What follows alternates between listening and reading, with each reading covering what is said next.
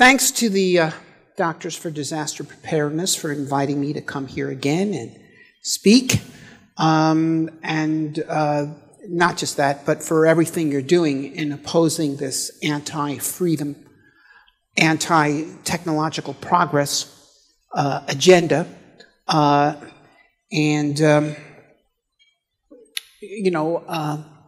Science and freedom are related.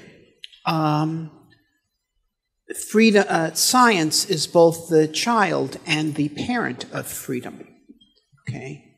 Because science is the search for truth. Free thought is what gives us truth. Free thought is intrinsic to science. And then science also helps create freedom. It creates freedom from oppressors. It creates freedom from necessity, from brutal toil, from death, to some extent. So there we are. And so this is a group that addresses the defense of science and the defense of freedom, and those are integral to each other. Now, I'm going to focus my talk today on the case for nukes, how to beat global warming, and I'll explain what I mean by that, and create a free, open, and magnificent future. And as you can see, there's a picture of my book there, which is out on the table.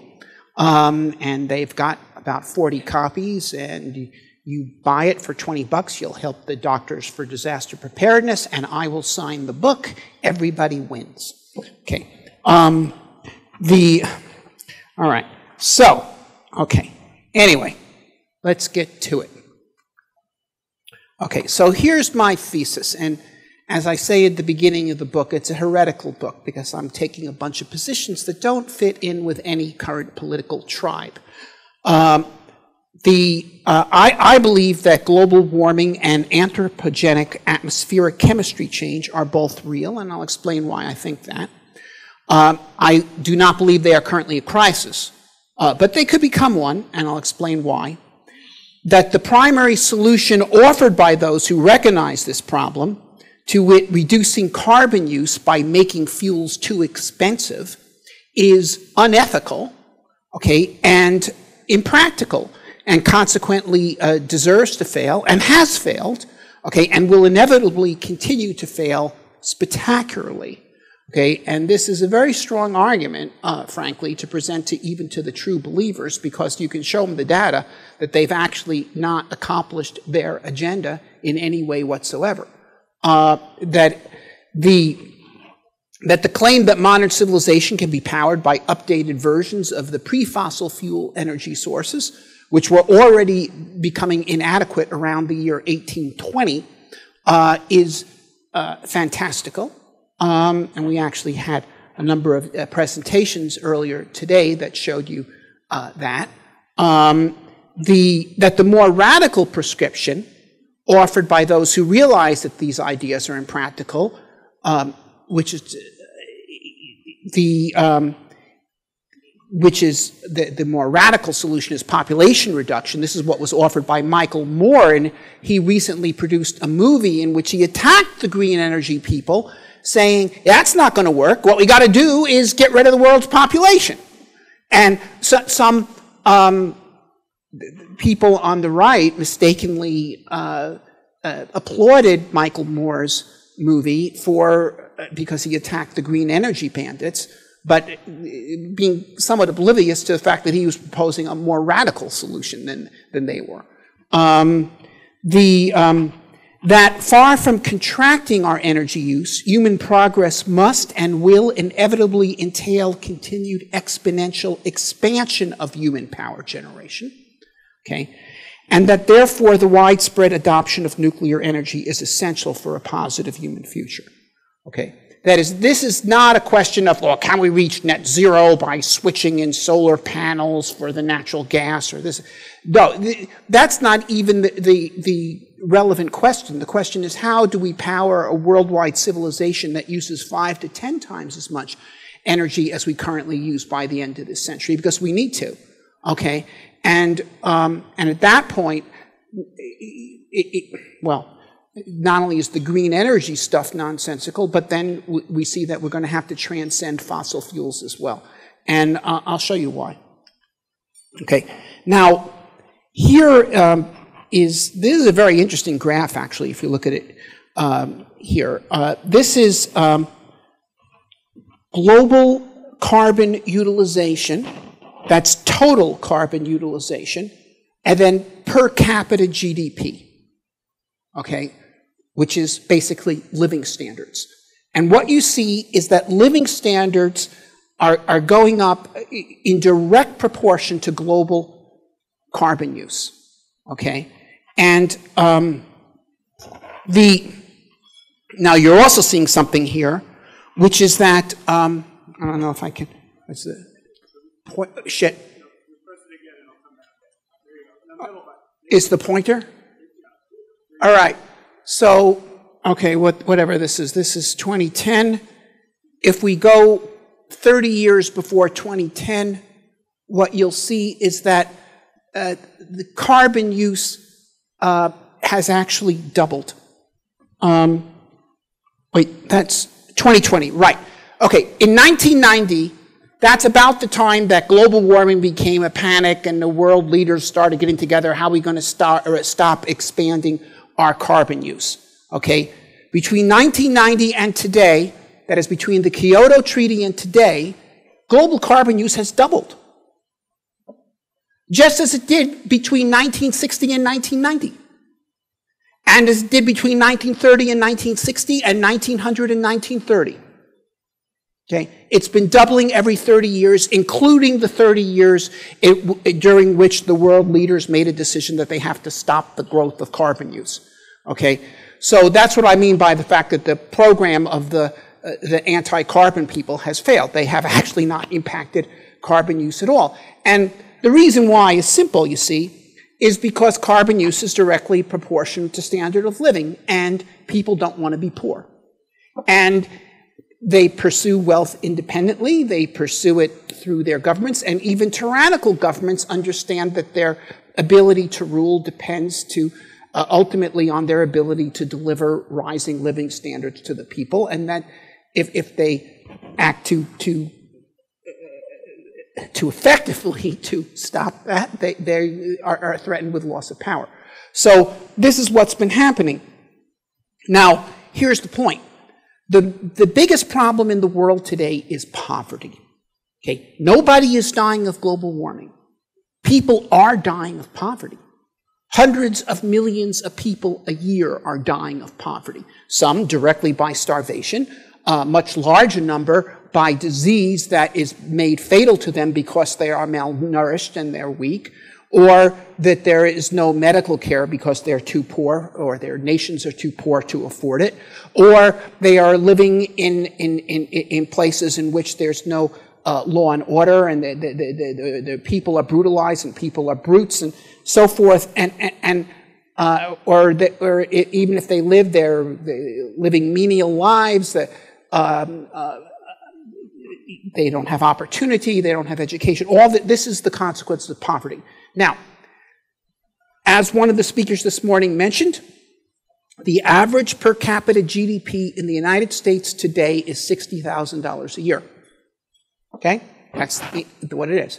And we still have some poverty in the United States. But the average worldwide is $12,000 a year.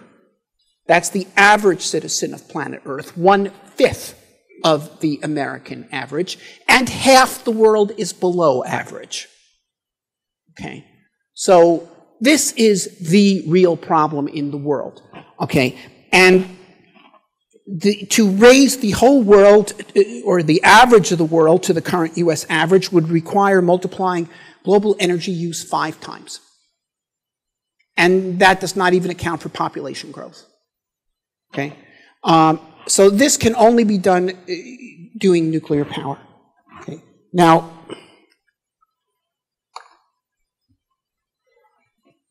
I'm going to talk a little bit about, Malthusianism. Malthusianism is a false theory. And here is a graph showing worldwide living standards against population. Okay? And what you can see here is that as the world population has gone up, living standards have gone up, which is exactly the opposite of the Malthus prediction. Okay? And for example, let me see. Here, is that 1970 I'm pointing at? It's hard for me to see. Okay, this is about when Paul Ehrlich wrote his book, The Population Bomb. Okay, and the world population at this time was about 3.5 billion people. And Ehrlich predicted that by the year 2000, the world population would rise to 7 billion people, and therefore the standard of living would be cut in half. That is, that the population would double, but the standard of living would be cut in half. Now, instead, of course, the standard of living doubled. Okay? Exactly the opposite. That is, he was pretty close to the mark on predicting the rise of population. Took a little bit longer than he predicted, but fine. Okay. However, the amount of wealth per capita wasn't cut in half. It doubled. Now, Ehrlich, by the way, was not only wrong about the future, which, I mean, anybody can be wrong about the future, he was wrong about the past. Okay, because, okay, here we go. Ehrlich was born in 1930, around here, 1931, actually. And if his theory, at which point the world population was half of what it was in 1970. Okay? If his theory was correct, the world of 1931 should have been twice as rich as the world of 1970. Okay? And he was there to see it himself. The great wealthy world of the 1930s, the good old days. Okay? So, now, of course, the world of the 1930s was not up here. It was down here. Okay?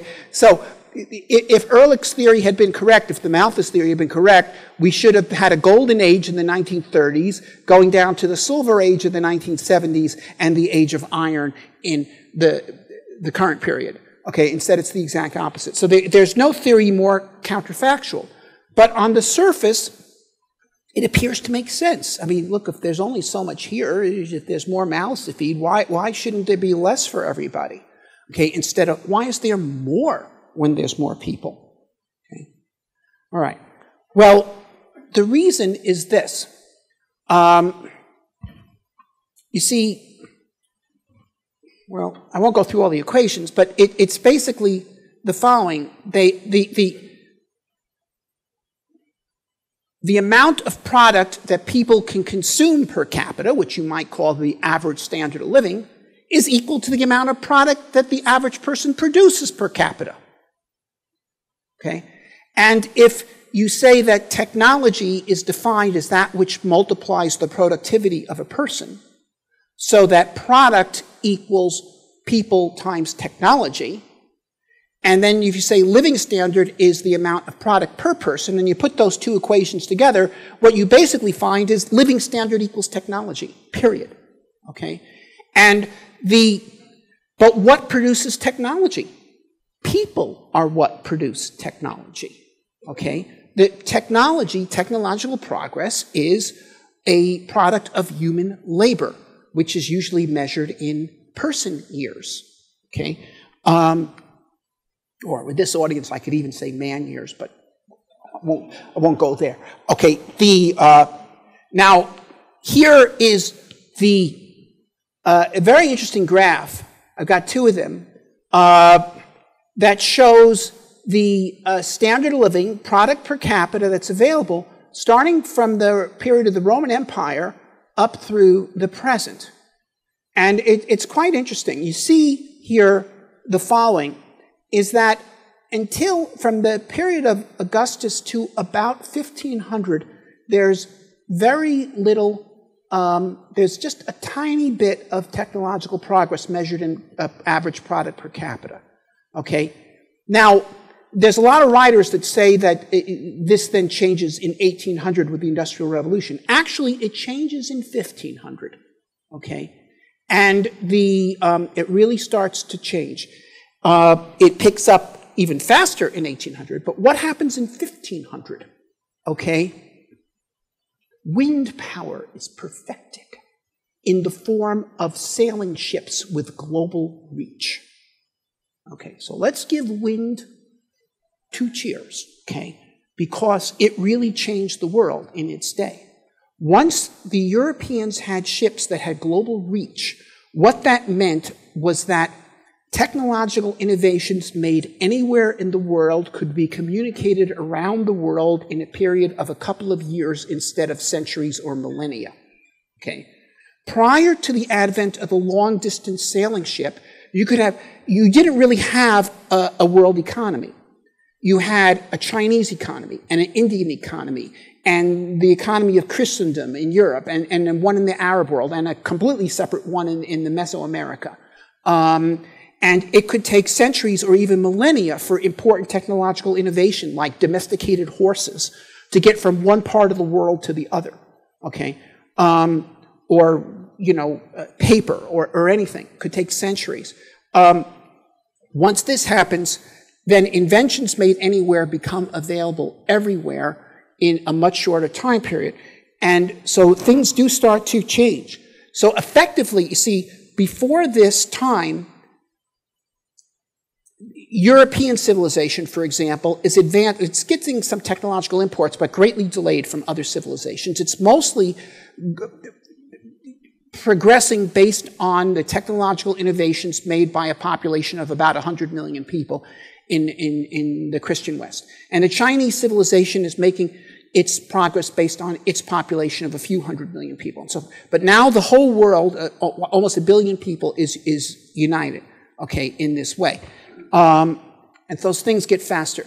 And then, yes, in 1800, it really starts to accelerate due to the advent both of steam and also, very shortly afterwards, the telegraph.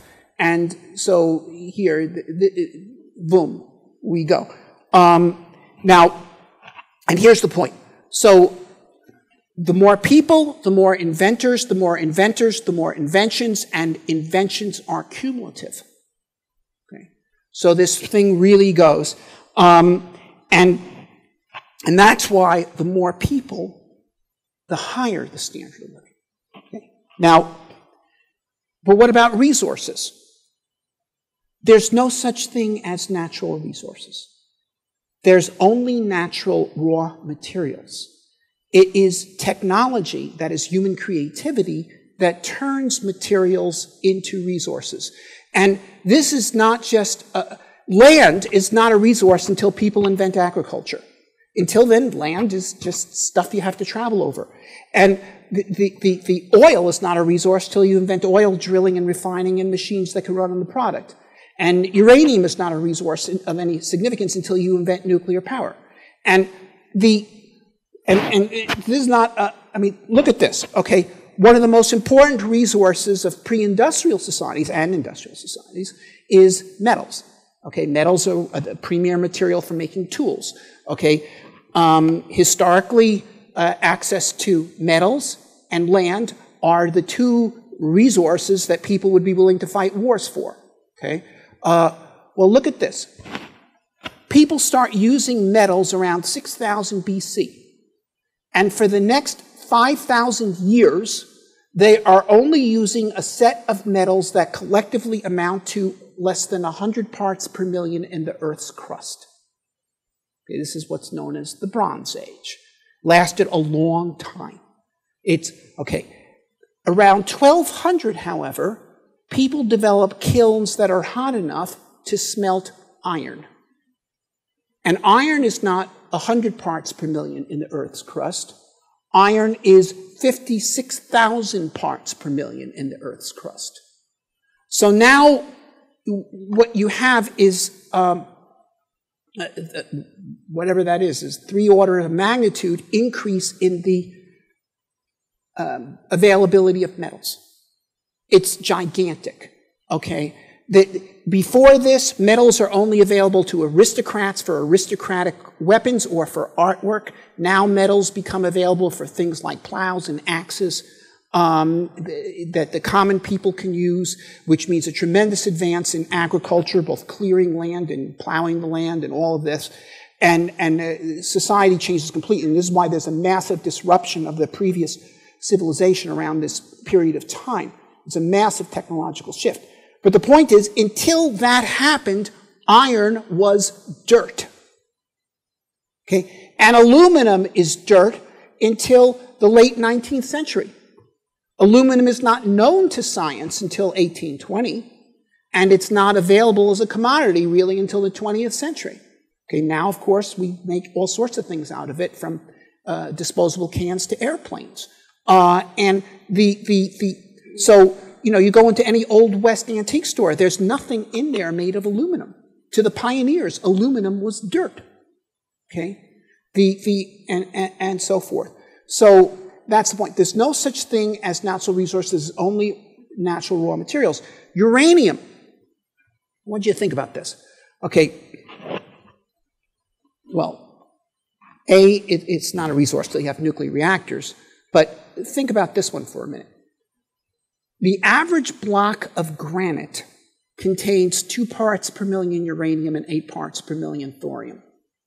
Now, these things are each about 10 million times, have about 10 million times as much energy as equivalent iron.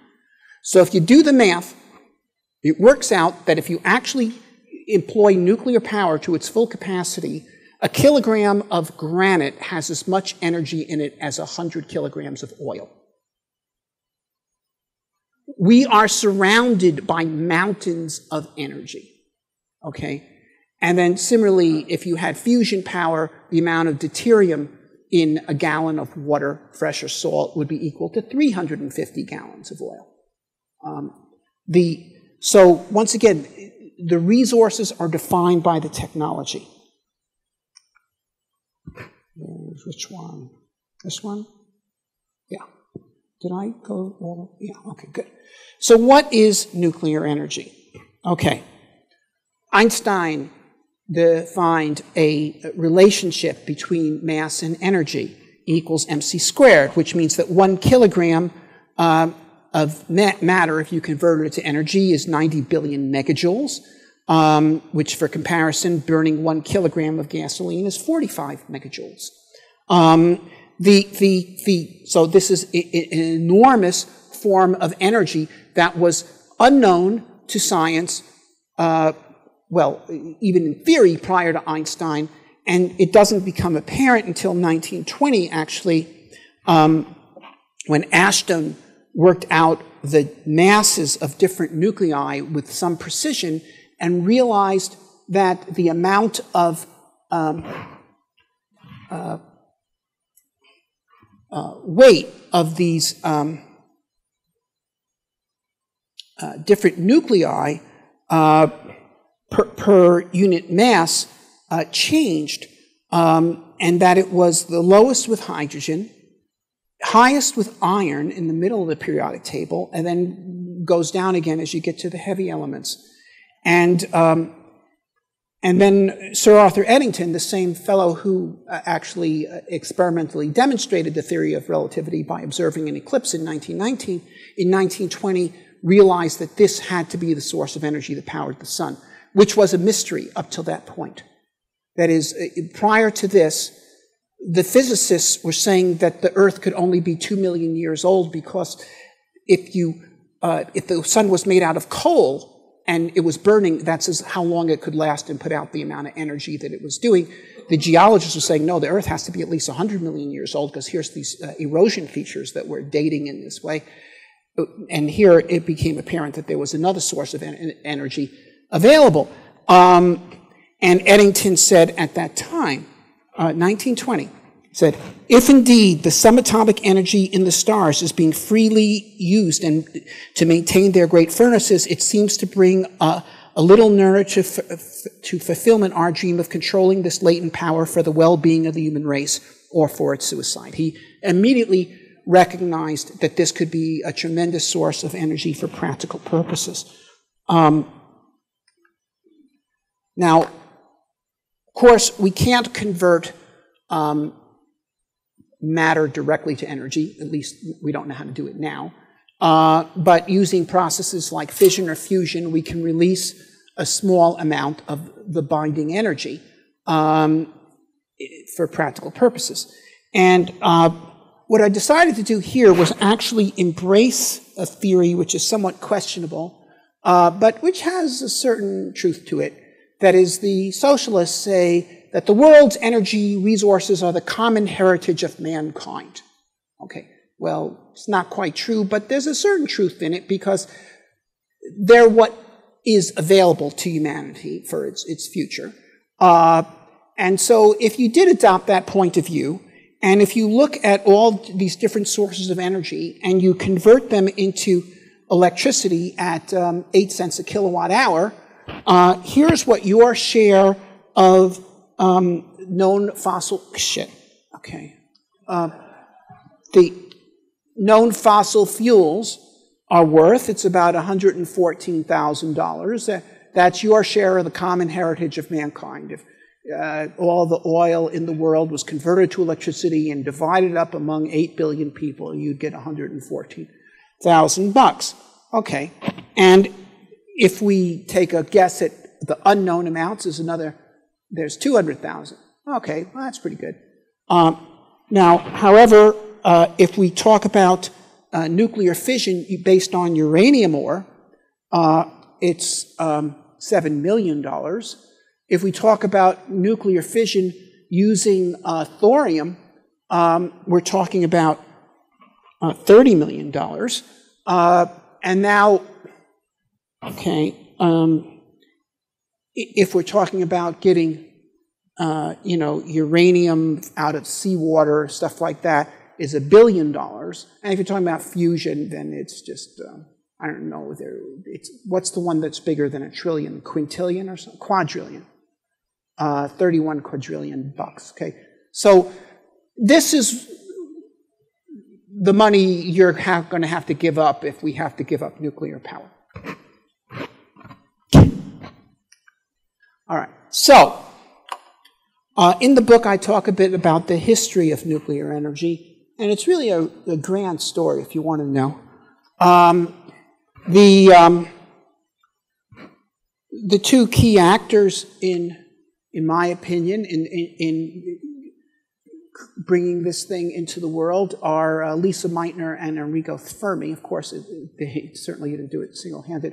But Meitner was actually the person who discovered fission. She's not the first person to do fission. She's the first person who realized that an experiment done by her former partner, Otto Hahn. Meitner was of Jewish descent. She was not Jewish. She was a Christian, actually. But because she was of Jewish descent, she had to flee Nazi Germany to Sweden. And so the two of them split up, okay? But he continued to do experiments, and he got some inexplicable results. And she is the one who realized that they actually represented nuclear fission, and that the thing was that she understood, you see, was that when the uranium absorbed a neutron, she says, why is the uranium the biggest atom that there is? And then why should it split when it absorbs a neutron? Well, because it's being made bigger than it should be, and it is now unstable. And it would then break apart. And then furthermore, okay, since the number of neutrons, the neutron to proton ratio in elements goes up as you become more and more in the periodic table. That is, hydrogen is just a proton. Helium, oxygen, nitrogen, they have equal numbers of neutrons and protons. Then you get up to iron, and it has somewhat more neutrons than protons. And then you get up to uranium, and it has much more. But once you then split the uranium up, you now have two middleweight fission products, and they all have much more neutrons than they should. So neutrons are now going to be released, and guess what? I guess they could be absorbed by another uranium and cause it to split, and you could get a chain reaction. And she's the one who figured this out. And she met her nephew at a Christmas party in Sweden. This is 1939, and told him about this. And he went back to his boss, Niels Bohr, who was just about to head for New York, to a physics conference where he met with Fermi and some other interesting people, and told them about this. Fermi had to flee fascist Italy because his wife Laura was Jewish, so he's in New York. And at first they didn't believe it, but actually they managed to duplicate the experiment within a week. And then they realized the military potential. Fermi went to the Navy to try to explain this to them, and they dismissed him as and I quote, a wop. So they decided to take another approach, and they went to Albert Einstein, who was living on Long Island. Einstein was very famous. And they got him to sign a letter to Franklin Roosevelt, which they had a financier who was close to Roosevelt take to Roosevelt personally, and because they didn't want this to get lost in the mailroom or something. And then Roosevelt said to the guy who's Alexander Sachs, "This is what you're telling me, Alex, is you don't want Hitler to blow us up." And and thus was born the Manhattan Project.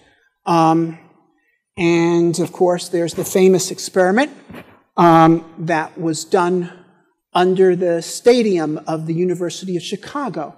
Now, this is a photograph of the reunion of the team that did it. And you can see some of them here. Is Fermi. Okay, here's Leona Woods. She's the only woman on the team. She actually created the neutron counter that they used to control the experiment. Szilard, who's the guy who got the letter sent to Roosevelt. Okay, and this fellow up here, second from the left on top, is someone you may not have heard of, but he's quite dear to me. He's Sam Allison. Okay, he is the person who convinced everybody to put the nuclear reactor under the stadium of the University of Chicago.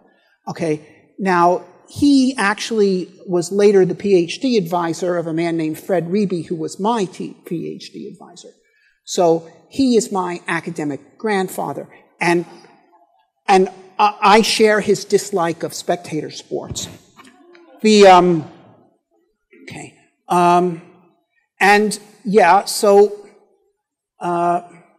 They pushed ahead, overcame all sorts of obstacles, and then, yes, they produced the bomb in time to make the invasion of Japan unnecessary. And here is the celebration. These people here are actually the workers at the Oak Ridge facility.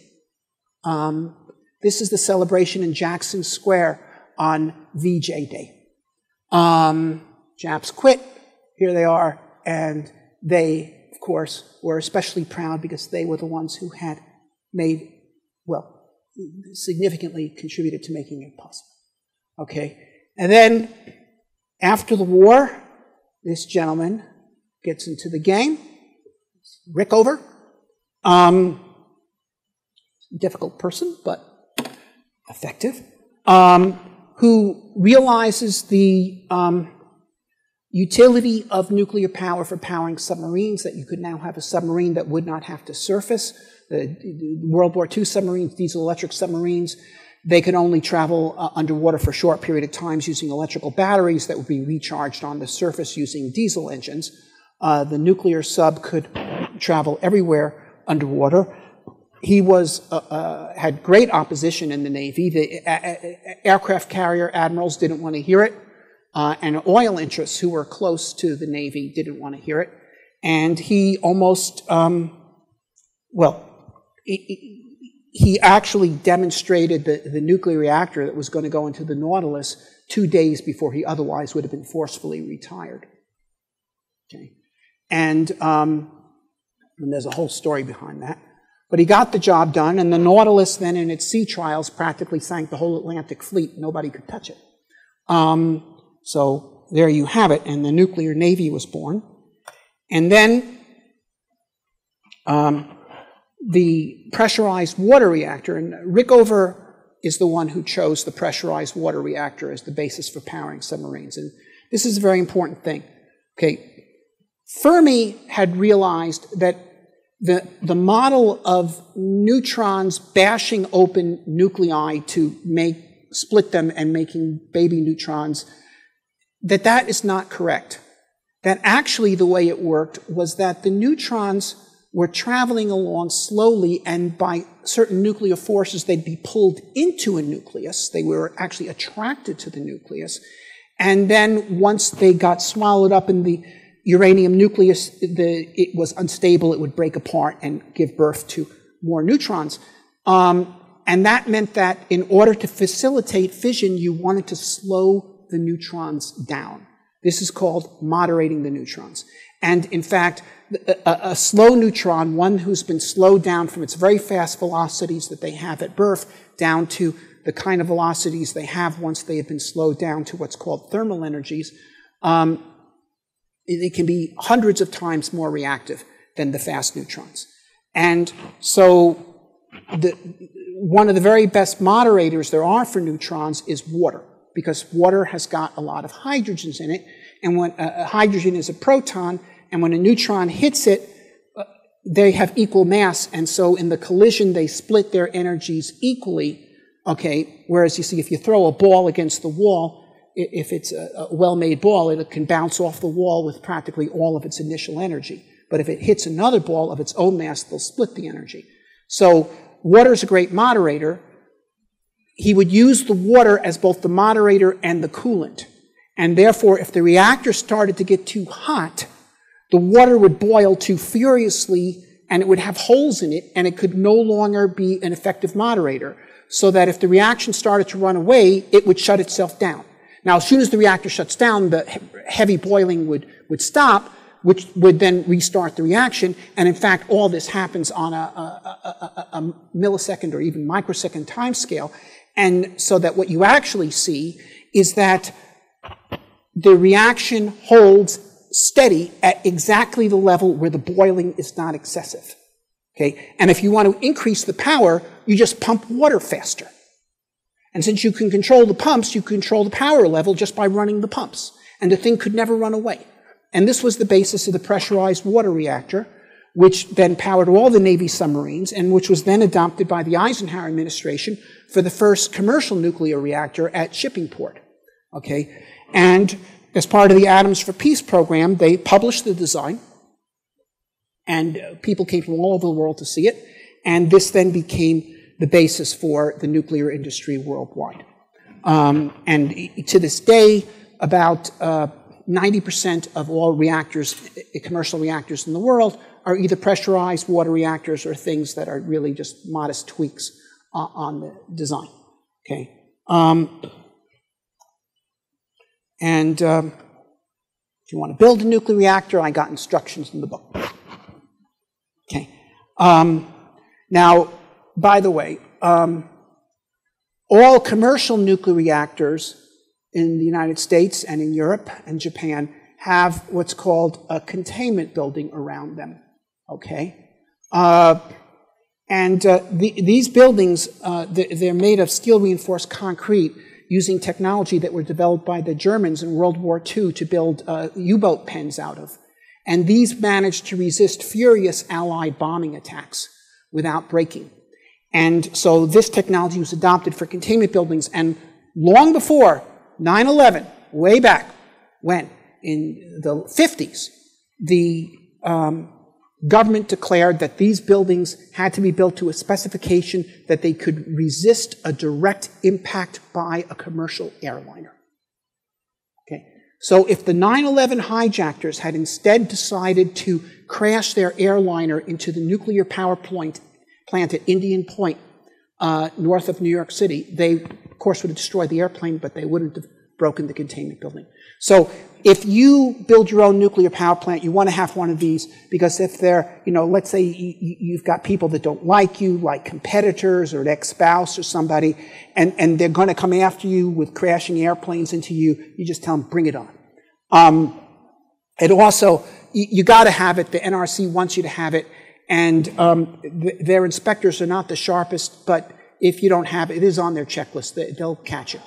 Okay. Now, and then inside the building, you have the pressure vessel. So this is 8-foot steel reinforced concrete. The reactor itself is inside of this in this little thing here, and this is 8-inch thick steel.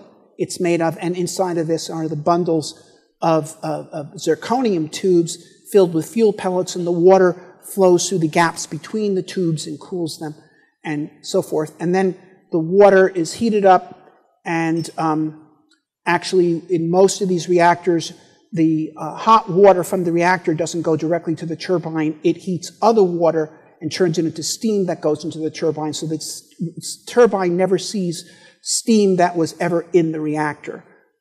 This is the most popular setup: primary loop, secondary loop, and then power generation. Now, of course, there's a whole tirade of claims that have been made that say, well, nuclear power isn't safe.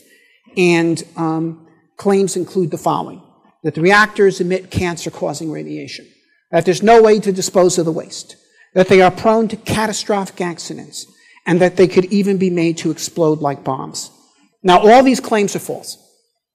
Okay, the amount of radiation emitted by a nuclear power plant is about 4 orders of magnitude lower than background radiation. They are even lower than the radiation being emitted by coal-fired power plants, significantly lower, because, see, coal has impurities in it, including radionuclides, and when you burn the coal, some of that stuff goes up the stack. So actually, if you wanted to reduce environmental radiation caused by power plants, you'd want to shift from coal to nuclear, to say nothing of all the chemical toxins released by coal-fired plants. But frankly, even the radiation released by coal-fired power plants is 3 orders of magnitude less than the background. Okay, that there's no way to dispose of the waste. That's absolute nonsense. Okay, the French dispose of their waste. The Navy disposes of its waste. Okay, the nuclear Navy disposes, they have nuclear waste, and they dispose of it in salt caverns in New Mexico. Okay, the way to dispose of nuclear waste, you just got to put it in a place where there isn't going to be a transport mechanism, and the salt caverns are very good for this, because there can be no water there. Or you could actually turn it into non-water soluble material, borosilicate glass, put it in stainless steel canisters, take it out to the center of the ocean and drop it down, and goes down into the mud, into mud sediments that have been stable for hundreds of millions of years. That one was blocked by the Carter administration, which then decided we'll do a project to build a giant land-based nuclear facility, which the DOE, which he set up, went for, because here was a nice, huge project, but then they really made a meal of it, and including imposing requirements on it that, gee, if we're going to store nuclear waste under a mountain in Nevada, what if our civilization is destroyed and there's another ice age and the glaciers take away our civilization, and the nomads that live on North America 20,000 years from now, they can't read English, so they won't be able to read our signs warning this is nuclear waste. We have to have some universal method of communication that will warn them, and so forth. Anyway, and then the Democrats then openly decided to block the completion of the facility. But to say there's no way to store nuclear waste is like if you have a town where they abolish parking cars and they say, well, there's no way to park a car because it's not allowed. That they're prone to catastrophic accidents. Now, there actually have been 3 accidents in the history of nuclear power in the world. There's been the 3 Mile Island accident in Pennsylvania. There's the Fukushima accident in Japan, and there is the Chernobyl accident. Now, 3 Mile Island and Fukushima were both pressurized water reactors. Now, the thing is about a pressurized water reactor is it cannot have a runaway chain reaction for the reason that I explained. But as was pointed out, both by the engineers who designed it and then later by the anti-nukes, is you could have an accident of another kind. Because even though you can turn off a nuclear reactor within milliseconds by dropping the control rods into it that are filled with material that absorbs neutrons, and therefore the chain reaction goes subcritical and everything shuts down, there are radionuclides that will be in the fuel that are created. If the reactor's been running for any length of time, you'll have nuclear waste in the fuel pellets, and They are decaying away, and they're emitting some heat. And so if you scram the reactor, what will happen is within milliseconds, the power level will go from 100% to 7%, not to 0. And then it will take more hours to get down to 1% and a few days to get to 0.1%, and so forth. Okay, and what they said is if you don't have cooling, okay, the waste heat in the reactor, even though it's down to only a few percent of full power, will still be there, and it is sufficient to melt the fuel, and the fuel will then melt down through the pressure vessel, melt its way through the steel, and then that mass of molten fuel and steel will then melt its way through the containment building, and then down through the Earth, all the way to the Earth's core, and then for some reason it will then start going up and come up on the other side of the Earth in China. And this was called the China syndrome. So what happened at 3 Mile Island was the reactor operators messed up, and the emergency cooling pumps did turn on automatically, but they were confused and they turned them off, and so the reactor was not cooled, and so the reactor did melt down. And what happened was the stuff melted its way about 1 inch into the steel pressure vessel and then stopped. It didn't make it through the pressure vessel, it never even made it to the containment building or the Earth's core or China. Okay, so there was no significant radiological release. The reactor was wrecked, but they had to vent off a little bit of radioiodine, and that administered a dose to the surrounding population equal to what they would have gotten if they had spent the weekend in Colorado, where we have higher background radiation than in Pennsylvania, because we're at higher altitude. But so the 3 Mile Island is the only mega disaster in human history in which no one was hurt. Okay. Now, Fukushima, okay, now there are a lot of people hurt in Fukushima, but not by the nuclear reactor. Okay, you had a tidal wave and an earthquake, okay, that destroyed the whole city, and 28,000 people were killed, but not a single person outside the plant gate was exposed to any significant radiological release. Okay, 3 reactors were completely destroyed. If anything, what Fukushima showed is the safety of nuclear power plants, which is that if you can have a natural disaster that completely destroys the whole city and 28,000 people are killed by drowning or collapsing buildings or other things of this kind, that nobody is killed by the nuclear reactor. Okay, no one. Now, Chernobyl actually was different. Okay, now, Chernobyl was not a pressurized water reactor.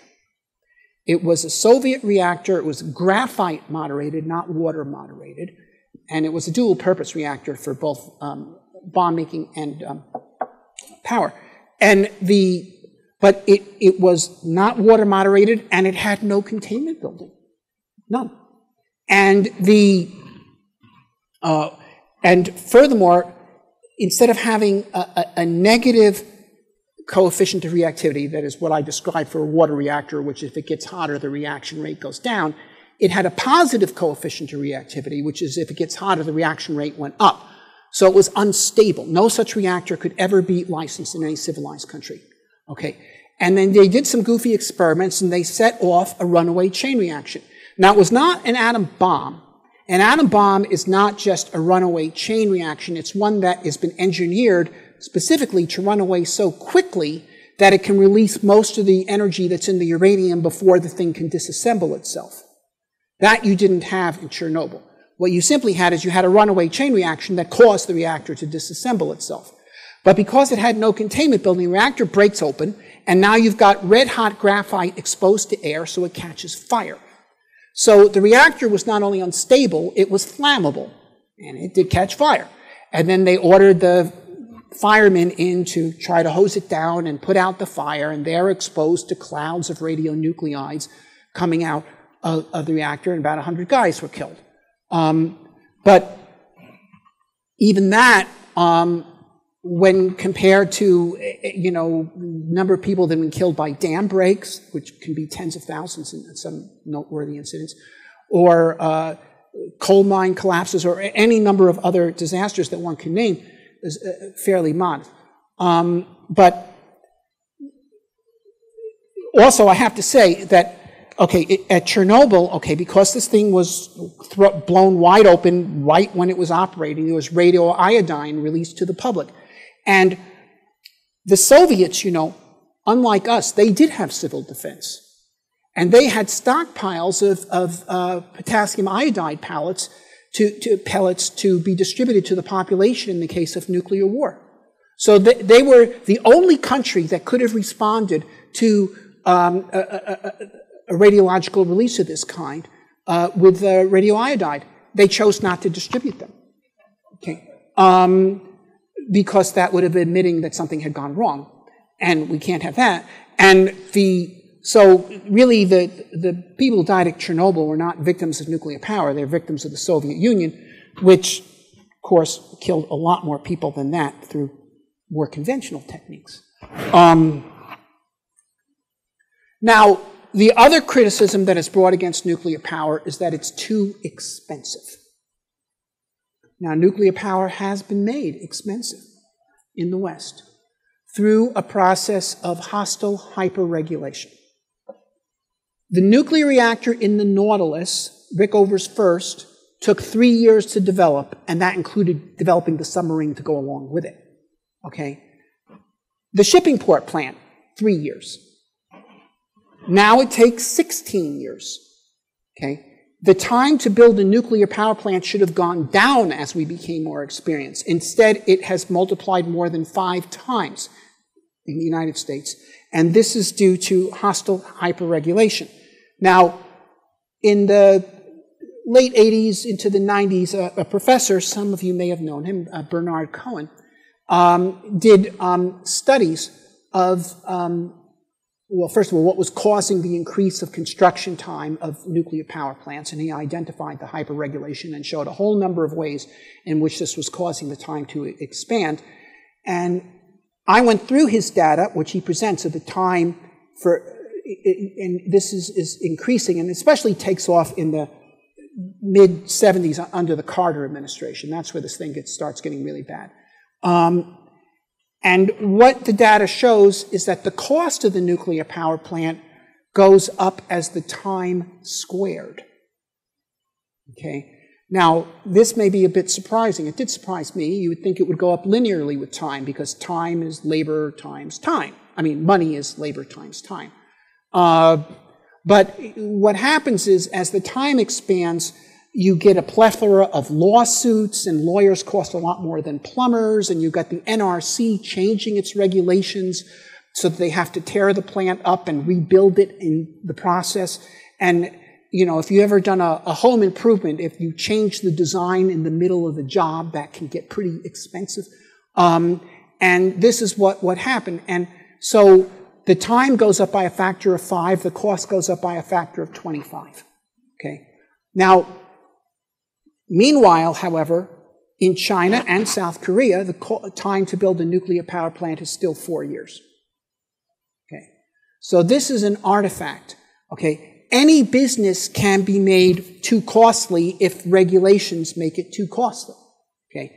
And I have to say that if the FAA was run like the NRC, we would have no airlines. It would be absolutely impossible. But the FAA, while it's certainly not beyond criticism, nevertheless understands that its mandate is to regulate the airline industry to operate safely, and that includes 2 things: operate and safely. Okay, that they want there to be airlines. They just want to make sure that it's done safely, as opposed to the NRC, which is not concerned with this.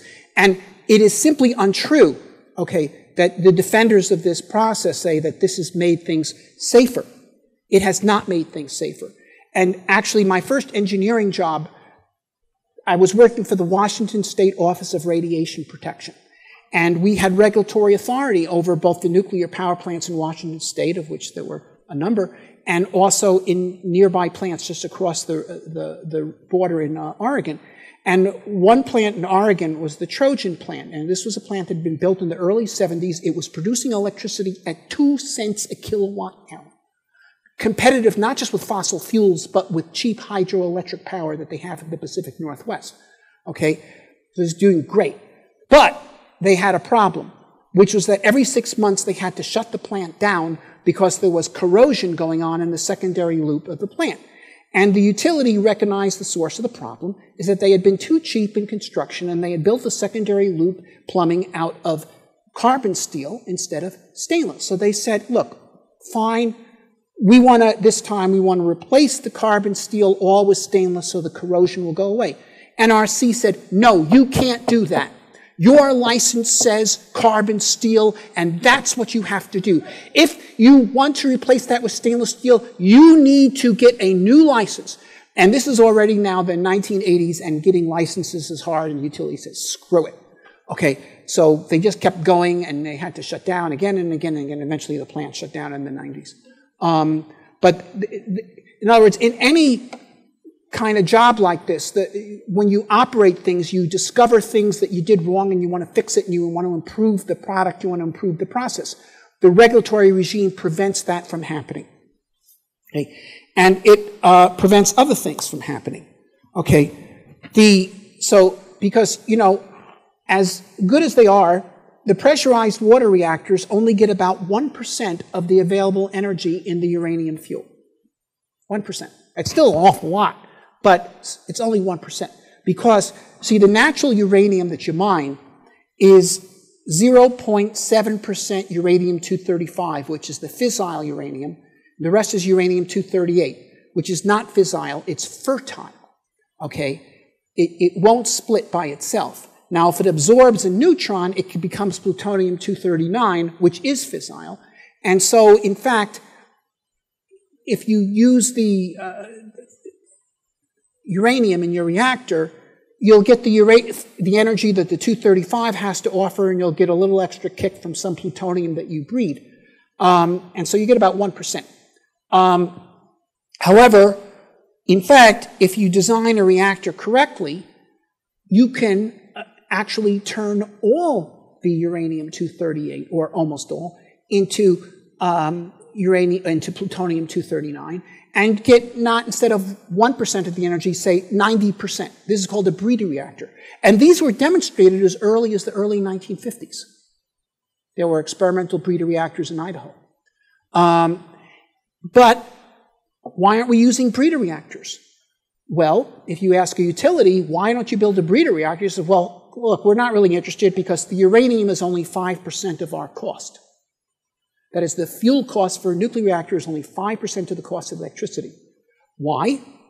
The other is the 95%, which is basically the capital cost of constructing the plant, which has been multiplied 20 times over by the hyperregulation. If you didn't have the hyperregulation, that 95 would be more like 5, and the fuel would be half of your cost, and you'd be interested in cutting that cost. But furthermore, since your main cost is the construction cost, which is being stretched out for you by the hyper-regulators, the last thing you want to do is complicate the approval process by introducing a new kind of nuclear reactor. It's hard enough to get licensed a kind of nuclear reactor that literally 1,000 have existed before. Because there actually have been about 1,000 pressurized water reactors on land or sea over the past 60 years. Okay, so you'd think that'd be relatively easy to get licensed. It's not easy, but it's easier than going to the NRC and say, hey, I got this breeder reactor and let's talk. No. So correction, improvements, safety improvements are being blocked by the NRC. New technologies are being blocked by the NRC. Effectively. Now, that said, there are some people, and this includes a lot of Silicon Valley money, or things that are kind of like Silicon Valley, like Microsoft, that has been motivated by what they believe is the existential threat of climate change to say, well, nuclear power's got to be the thing, and we want to get into it, and we're going to solve the problem technically by introducing some more advanced kinds of nuclear reactor. Now, I do not agree with the people who say the problem with nuclear power is that we're still using Rickover's pressurized water reactors. Okay? The pressurized water reactor is a good design. There's been over 1,000 of them on land or sea, and over the past 60 years, all over the world, and not a single person has ever been hurt by a radiological release by one of them. But that's not to say that they couldn't possibly be improved. Okay, and there are a variety of ideas. I illustrated several of them here. The one which is the most near term is the idea of the small modular reactors, and Bill Gates is pushing this.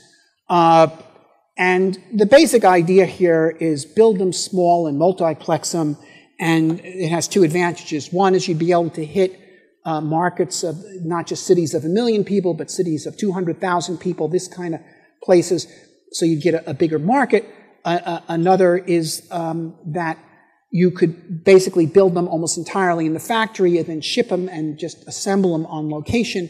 And there's any number of operations that are much easier to do in a factory than a construction site. That is, on average, it takes, for instance, 8 times as long to do a weld at a construction site as it does in the factory. Okay?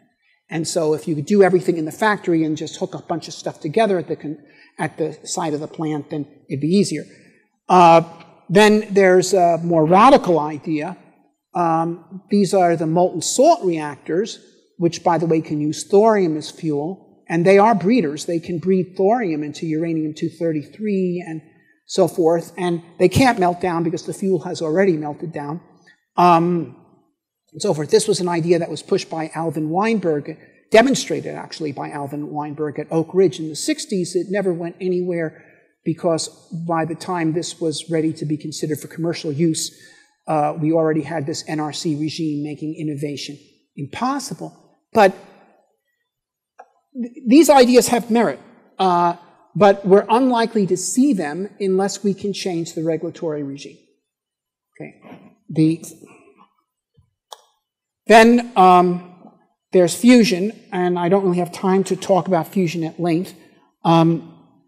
But the world's fusion programs actually advanced quite rapidly from the 60s through the mid-80s, driven by a very spirited international competition between the Americans, the Soviets, the Japanese, and the Europeans.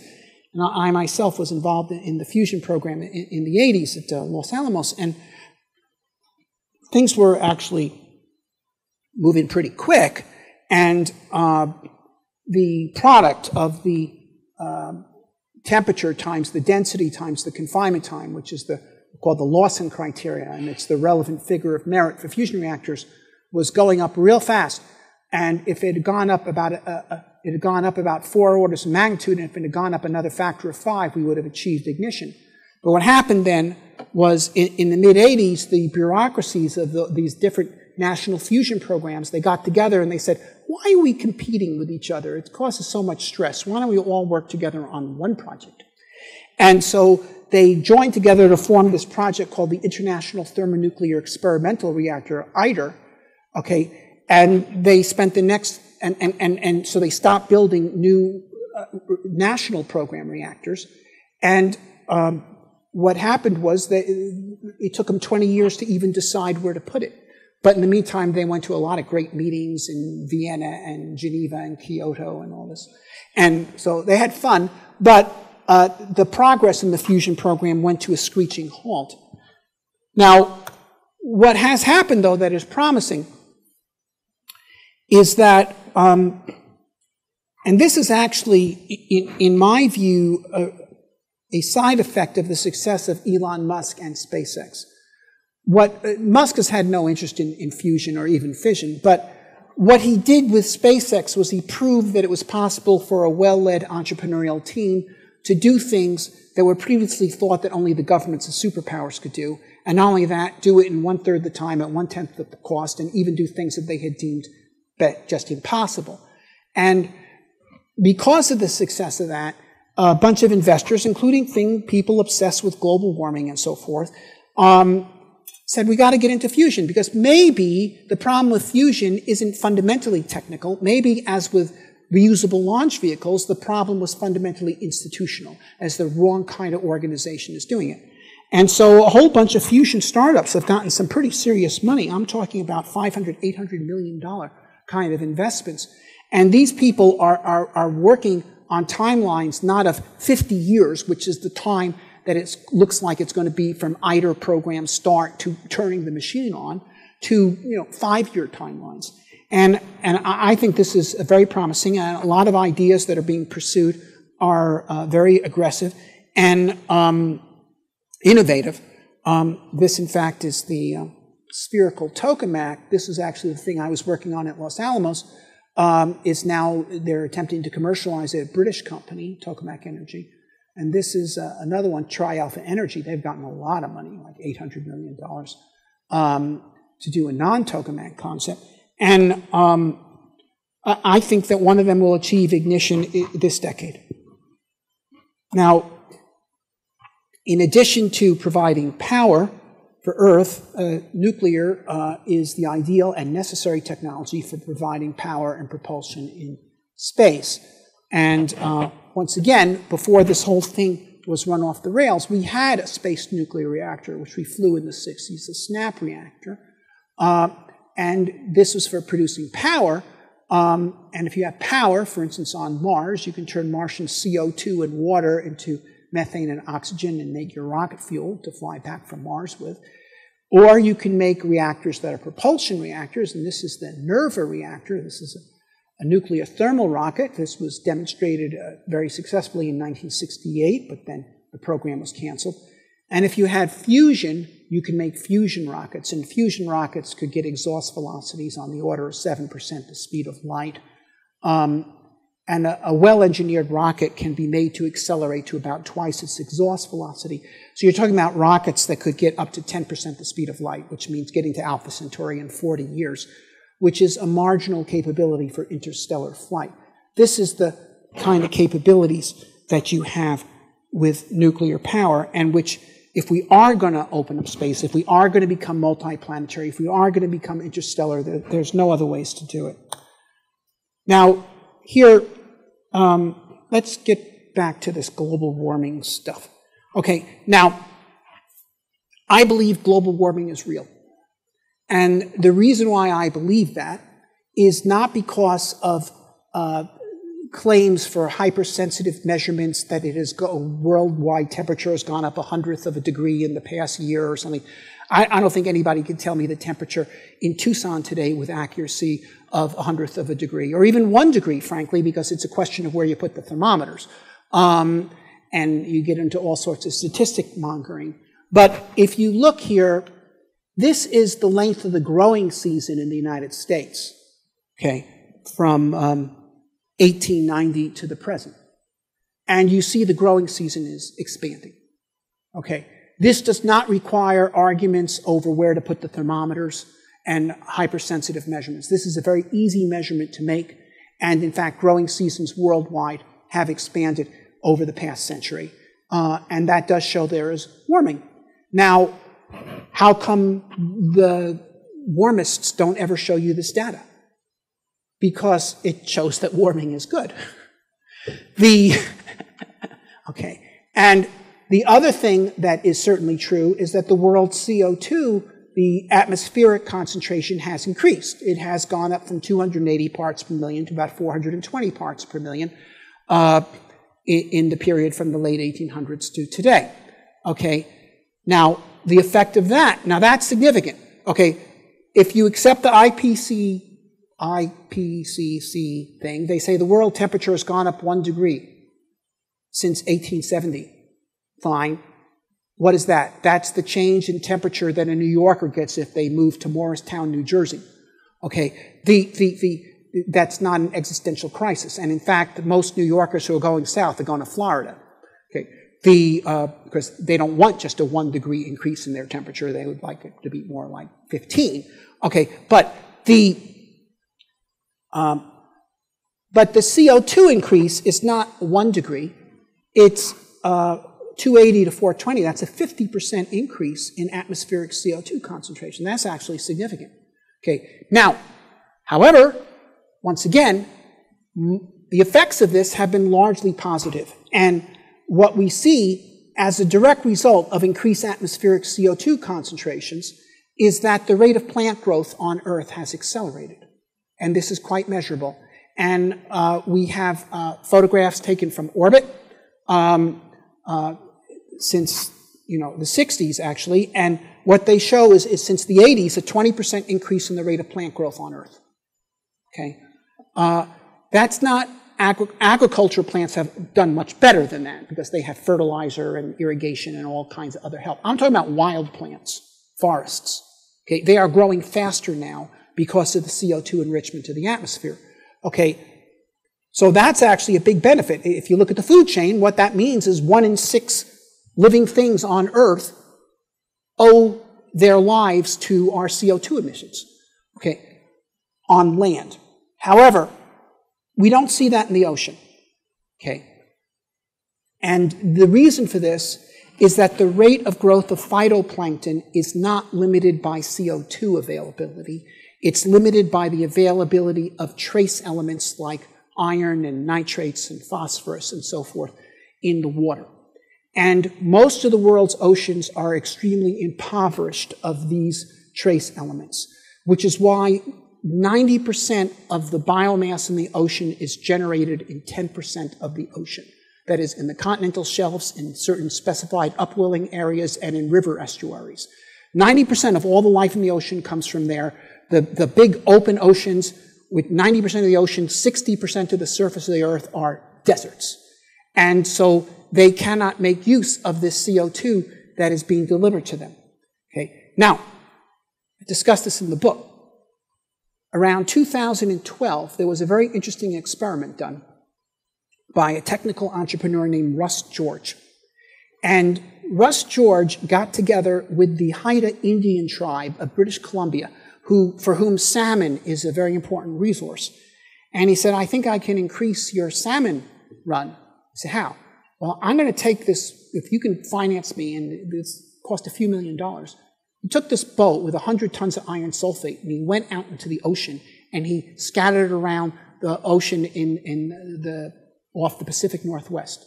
And they caused an enormous algae bloom. And then when the baby salmon went down the river and out to sea, there was a huge amount of phytoplankton for them to eat. And 3 years later, the adult salmon that returned, the size of the run tripled. It tripled. Now, Russ George became immediately subject to attack by environmentalists. They said, this is an effort to prove that we don't need restrictions of carbon emissions because he's claiming that we can fertilize the ocean and it will be turned into phytoplankton and so forth. And we hate that. And and they went after them. They went after him for ruining their crisis. And actually he barely escaped prosecution and the thing had to be shut down. But they said he was dumping in the ocean and this kind of thing. But the fact of the matter is, people who understood marine biology and biological oceanography knew that this would work. Professors at universities in Alaska and British Columbia were interviewed about this. They said, well, sure, we actually had something like this several years back when the volcano erupted and the dust was all scattered into the ocean. And with nuclear power, you could pump bottom water up to the surface and create this using water. The bottom water, the deep water, is rich in all these nutrients because there's no light down there, and so photosynthetic organisms will not scavenge the water of all its nutrients. If you set up pumping stations and brought the water up from the deep to the surface, you could make the oceans literally bloom. And you could capture carbon out of the atmosphere in large amounts and turn it into biomass and restore the world's fisheries.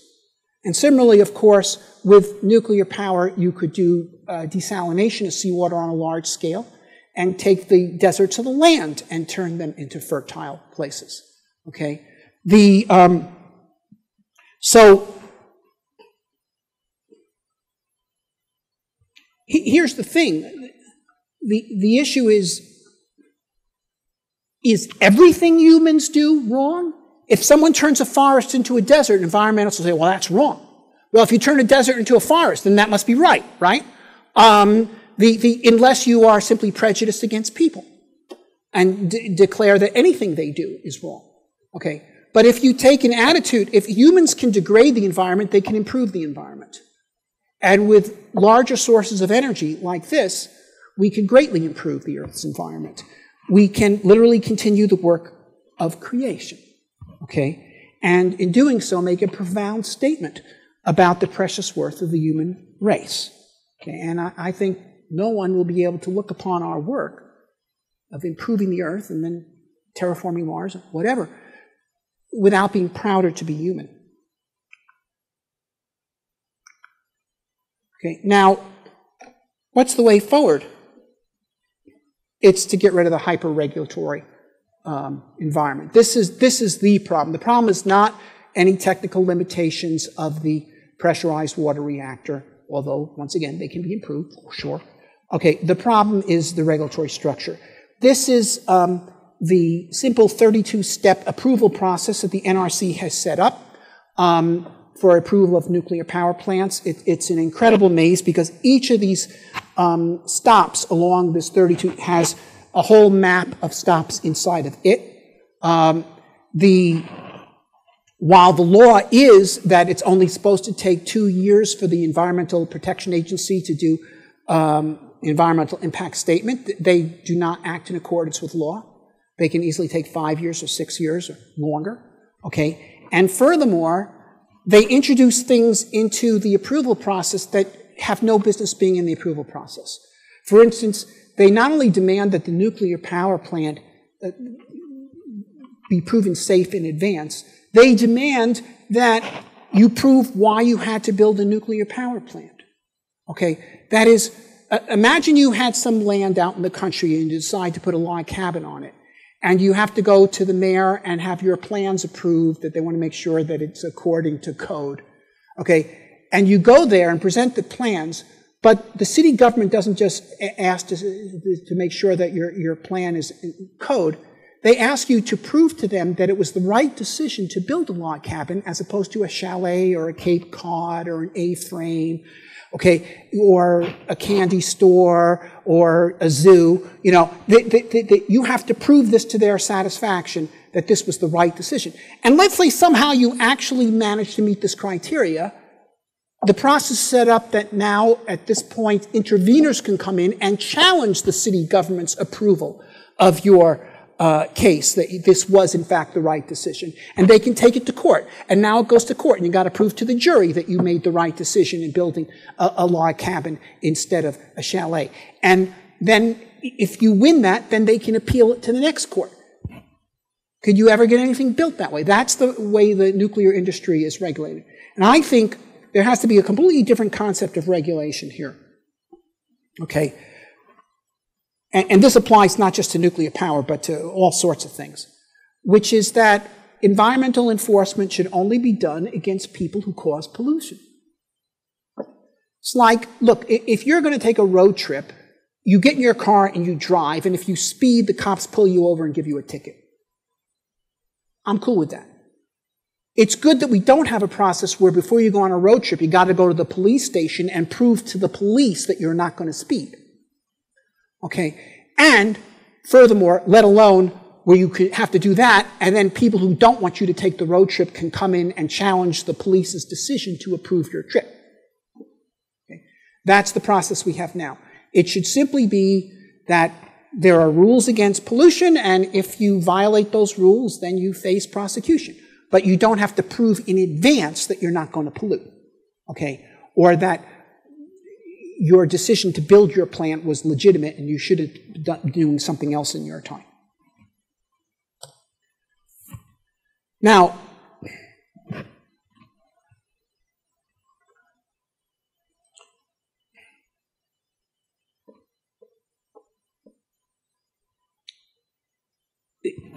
the anti-nukes, well, actually, the so-called environmentalists say that the world faces an existential crisis today, and it's global warming. Okay, which is actually very curious that they should oppose nuclear power if that's what they believe.